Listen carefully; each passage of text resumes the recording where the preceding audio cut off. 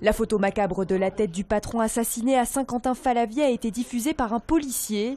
Ce cliché avait envahi les réseaux sociaux dès le lendemain de l'attentat. L'auteur de la diffusion a reconnu les faits. 2 enquêteurs se sont spontanément dénoncés, l'un indiquant que le cliché qui était sur la toile correspondait en tout point à celui qu'il avait réalisé pour les nécessités de l'enquête, et ajoutait qu'à la demande d'un de ses collègues stagiaires, qui était également sur site, il le lui avait transmis. Ce second policier a reconnu qu'il avait lui-même transmis ce cliché à des tiers, pour le coup sans aucun lien avec les nécessités de l'enquête, à des proches ou à des camarades de travail.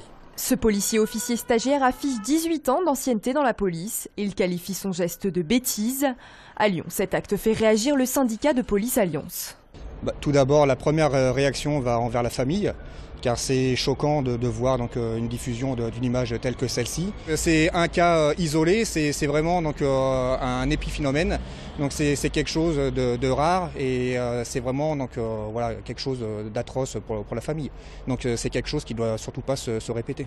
Le parquet de Vienne réfléchit actuellement aux qualifications à retenir concernant les suites judiciaires dans cette affaire.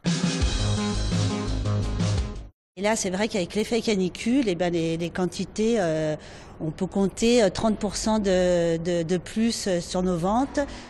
La canicule fait le bonheur de ce fabricant de glaçons. Installé à Vénissieux, l'entreprise emploie 4 personnes à temps plein pour fabriquer de la glace sous toutes ses formes.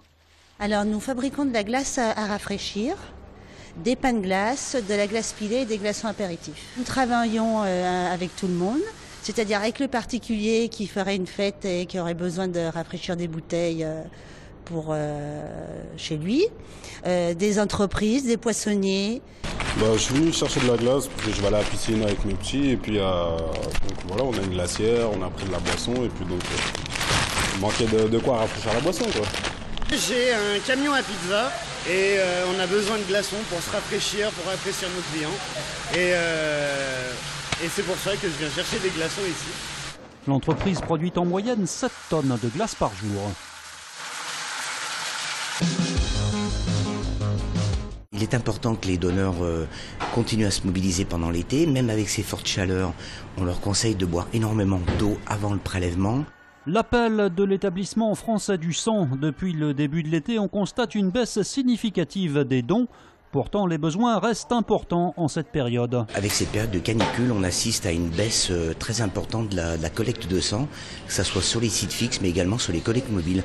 Parfois, on arrive à des chiffres qui sont à moins 50% par rapport au prévisionnel. Donc ça, c'est une conséquence sur notre stock de produits sanguins. Il faut savoir que ça a un impact sur les globules rouges, qu'on peut garder quand même 42 jours, mais les plaquettes qu'on en prélève ne peuvent être conservées que pendant 5 jours. Pour connaître le lieu de collecte le plus proche de chez vous à Lyon, rendez-vous sur www.dondusang.net. Nouvelle défaite pour l'OL. La pression ce week-end, c'était au tour hier du PSV Eindhoven de faire chuter les Lyonnais à Aix-les-Bains en match de préparation. Les champions des Pays-Bas se sont imposés en fin de match 2-0 par un doublé de Locadia face à une formation lyonnaise essentiellement composée de jeunes. Avec le retour de tous ces cadres, l'OL aura peut-être l'occasion de se rattraper de ses 2 revers devant son public ce samedi avec la réception du Milan AC. Alors les jardins sont complètement dans la continuité du projet du musée.